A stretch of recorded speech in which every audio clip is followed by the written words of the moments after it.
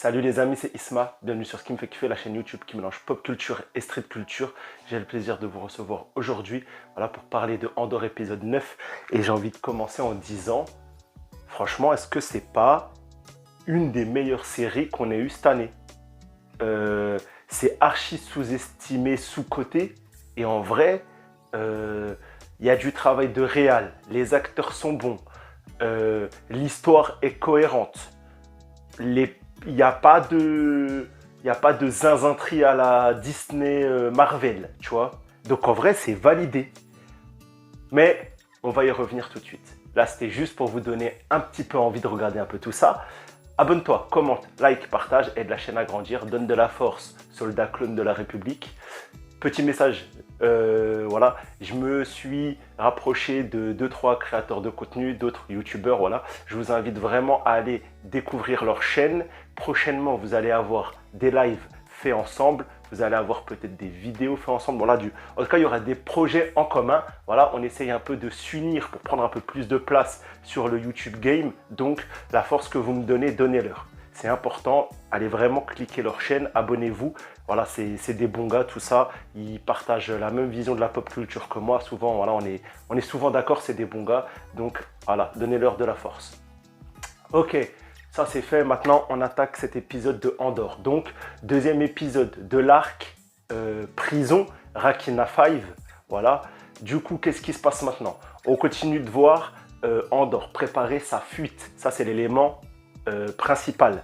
En sachant que entre l'épisode 8 et 9, il y a eu une petite ellipse. On ne sait pas de combien de temps, je dirais peut-être 2-3 semaines, j'ai l'impression. On voit qu'il s'est rapproché de tout le monde. Les gens de sa table, comme je l'imaginais, ça va être ses complices pour s'échapper. Voilà, il ne pourra pas s'échapper tout seul. Avec son pote le Renoir, il compte le nombre de mecs. Voilà, ils essayent vraiment de capter les petits détails de la structure pour s'enfuir au mieux. Pour l'instant, l'élément pour moi qui reste le plus indéterminable, c'est comment ils vont s'échapper de la prison. Car je vous rappelle que c'est une sorte de base aquatique, un peu comme le coffre dans Marvel.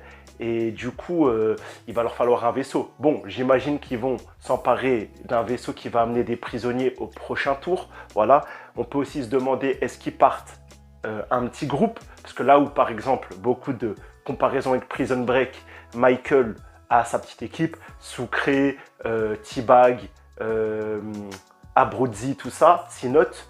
Là, la team des futurs évadés n'est pas déterminée. En tout cas, voilà, j'ai bien kiffé le délire, on s'évade, tout ça. Ça rappelle beaucoup les évadés. Et moi, cet arc, il me fait beaucoup penser à The Island. Alors, pas exactement pareil, car The Island, c'est un programme de science-fiction, c'est un film avec Scarlett Johansson et Ewan McGregor, notre acteur de Star Wars préféré, qui sont des clones, mais ils ne savent pas qu'ils sont des clones. Eux, on leur fait croire qu'ils sont dans le futur, dans une structure hyper protégée, blindée d'une maladie qui aurait détruit la Terre. Et en fait, ils sont genre en mode, pas épuration, mais on les nettoie, on attend qu'ils passent la quarantaine dans cette structure et à la fin d'un certain nombre de temps, ils peuvent participer à une loterie et quand ils sont tirés au sort, ils vont sur l'île, The Island. Et quand ils vont sur l'île, en fait, c'est le dernier endroit sur Terre magnifique, tout ça. Et au final, en fait, non, ils sont emmenés dans un hôpital, on prend leurs organes pour leur vrai hôte, tu vois, comme c'est des clones. Pour les originaux, genre voilà le cœur, nanana. Bref, je divague de Andor. En fait, pourquoi j'en viens à ça? Parce que vous allez me dire, mais qu'est-ce qu'il raconte? Le délire qu'on va découvrir à la fin. Attention, cette vidéo n'a vraiment aucune cohérence temporelle comme les Anneaux du Pouvoir. En fait, à la fin, on découvre que quand ils ont fini, par exemple, leurs 250 services, leurs 70 services, leurs 1000 services, on croit qu'ils sortent et qu'ils retournent à la vie civile. En fait, on a découvert via un incident dans le niveau 2 que, en fait, ils changent juste de niveau. Et ils ont mal fait leur boulot, tout ça, les gardes, et ça s'est su. Donc, en fait, jamais tu quittes la prison. Quand tu as fini ta période d'incarcération pour tes bêtises, bah tu sors pas, tu vas dans un autre secteur de la prison. Parce qu'en fait, là, si tu as visualisé, la prison, elle est tellement immense et tellement segmentée que tu n'as aucune chance d'avoir des nouvelles de ce qui se passe dans les autres secteurs. Donc j'ai trouvé ça trop vicieux, trop impérial, trop Palpatine. Ça, c'était trop Palpatine, j'ai kiffé. Du coup, ouais, Cassian, quand ils apprennent ça, ça y est, ils arrivent à convaincre Kino, notre bon Andy Serkis, voilà, qui va du coup les rejoindre. Et là, voilà, la team, il y a quand même le contremaître, il y a le bon Renoir. Dommage pour Olaf, le petit papy qui lui restait, à lui, qui restait 41 jours. Lui, il a claqué. Voilà, petit médecin, le petit médecin qui est venu s'occuper de lui, c'est aussi un détenu. Comme il dit Andor, il calcule même plus la prison, les impériaux. Il y a peut-être la cinquantaine de gardes de la prison qui voilà, font leur job. Mais en vrai, vas-y, comme le veut le nom de l'épisode, personne n'écoute, qui va avoir deux cohérences. Personne n'écoute, c'est d'abord un débat entre Cassian et Kino, justement sur est-ce que les impériaux écoutent la discussion des détenus. On va découvrir que non, visiblement.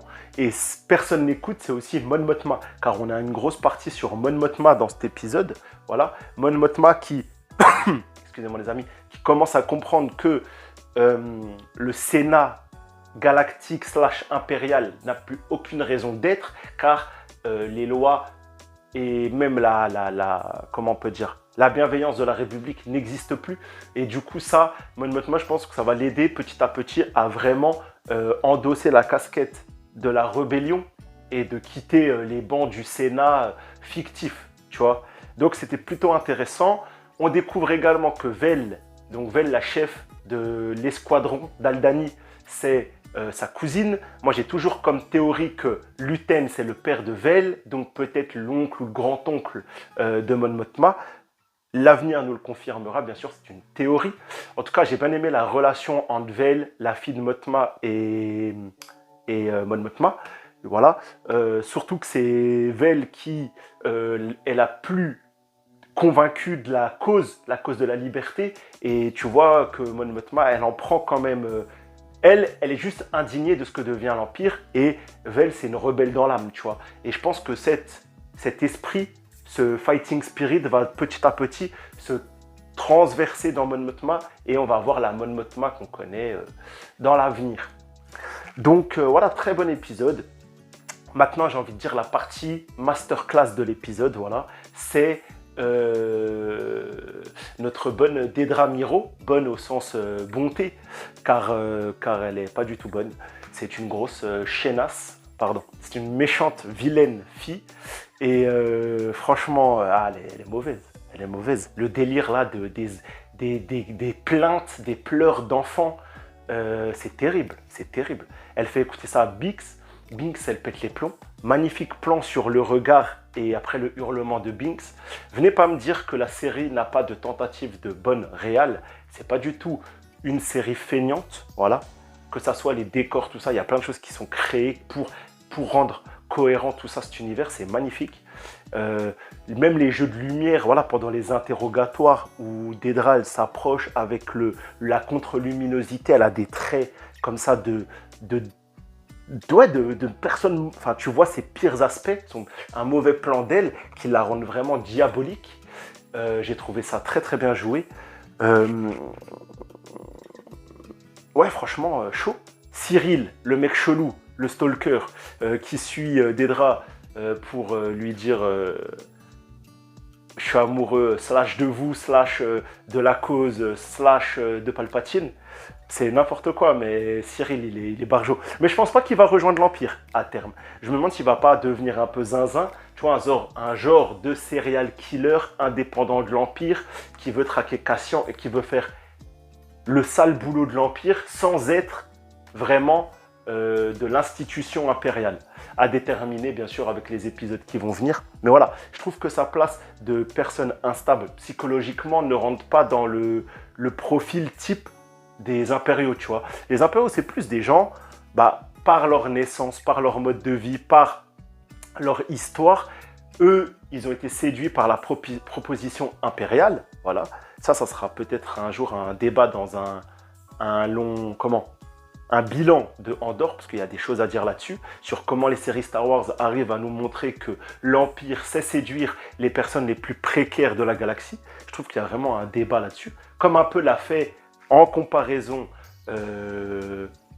les nazis avec l'Allemagne de 1933, quand Hitler a fait des propositions, voilà, tout ça pour séduire le peuple qui était pauvre, affamé, qui n'avait pas de statut, voilà. Il a pris une certaine classe de la population, il les a évincés et il a fait monter une autre classe et c'est devenu la classe majeure. Et bien, il y a un peu cette idée-là et qui est très très bien imagée dans Andor. Donc Cyril, Cyril, il va devenir un... Pour l'instant, il est un peu chiant, mais j'ai bien aimé encore une fois sa relation avec sa daronne que je trouve vraiment, vraiment pointue. Encore une fois, relation familiale méditerranéenne, voire gitane, sans côté péjoratif, hein, loin de là. Mais voilà, le côté familial, il se tait devant sa mère, oncle Arlo, c'est le patriarche. J'aime bien ce côté vraiment... même par la précarité, la modestie de leur logement, je te fais 2 repas, sa mère qui fouille, c'est des trucs que tu peux retrouver voilà, dans... Enfin, pas les mauvais côtés encore une fois, mais il y a un esprit, dites-moi si je suis fou ou si vous le ressentez, ce côté, comment, méditerranéen, voire gitan, tu vois. Voilà, donc très bon épisode. Maintenant, on attend la fuite dans l'épisode 10, puis le final, ça va être lourd, j'en suis certain. Pour moi, Andor est devenue la 2e meilleure série Star Wars. Tu me diras, on n'en a pas eu plein entre Obi-Wan, qui devait être l'ultime série et qui finalement est ce qu'elle est. Boba Fett, qui devait être l'incarnation du chasseur de primes le plus terrible de la galaxie, qui est au final les bisounours avec les Teletubbies en scooter. Mandalorian, c'est le Graal, on n'en parlera jamais en mal, en tout cas pas sur ma chaîne. Voilà, c'est vraiment 2 programmes qui s'opposent, car Mandalorian fait du Star Wars fanservice réussi, dosé comme il faut, avec une réalisation de qualité, mais un format filaire qui peut déplaire à certains. Et Andor, c'est du long métrage très cohérent, très réaliste, qui ne nous met pas du tout de fanservice, très peu en tout cas, et qui se veut vraiment aborder un autre style, enfin, ils abordent les sujets d'une autre façon. Car les problèmes, par exemple, des impériaux, je disais, où tu découvres des impériaux, bon là, pas sympathiques, car Andor construit vraiment les impériaux comme les esclaves du mal, alors que, par exemple, l'épisode 7 ou 8, 6 ou 7 de Mandalorian, quand lui et le sniper, quand Mando et le sniper vont chercher dans la raffinerie de pétrole, je ne sais plus quel document, et qu'on a vraiment voilà, cette sensation que les impériaux sont aussi monsieur et madame tout le monde qui veulent un boulot, qui peuvent être sympas, qui ont des discussions comme vous et moi. Ça, c'était vraiment très cool. Mais voilà, les deux montrent des choses très très sympas et ça étend le lore. Donc les gens qui me disent que Andor n'est pas du Star Wars, je suis pas sûr que franchement, sans vouloir vous manquer de respect, vous ayez vraiment compris ce qu'était Star Wars.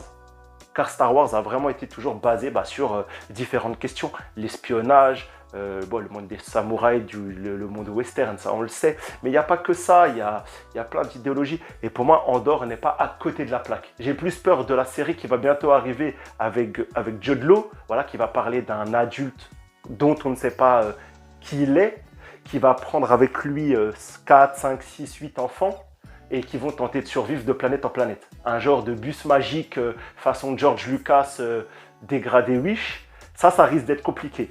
Et ça, je pense que peut-être, à moins surprise, toujours garder une lueur d'espoir, ce soit stylé. Mais pour l'instant, ça me fait un peu peur. Mais en tout cas, Andor, c'est réussi.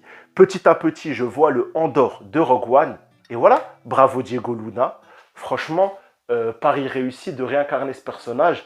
Peut-être 6-8 ans, il faudra regarder, après ce film qui a vraiment laissé les gens pas du tout indifférents, tu vois, et qui a validé l'entièreté de la communauté Star Wars. Ok les gars, on va s'arrêter là. Merci d'avoir regardé cette vidéo. Abonnez-vous à la chaîne de Stirka, Zaino, Rodred Movie. Voilà, soyez vifs. Franchement, c'est des bons gars, donc donnez-leur votre force comme vous me donnez la vôtre. Je vous dis à bientôt. J'attends une paire de baskets pour faire un petit unboxing. Restez connectés. Ciao les gars.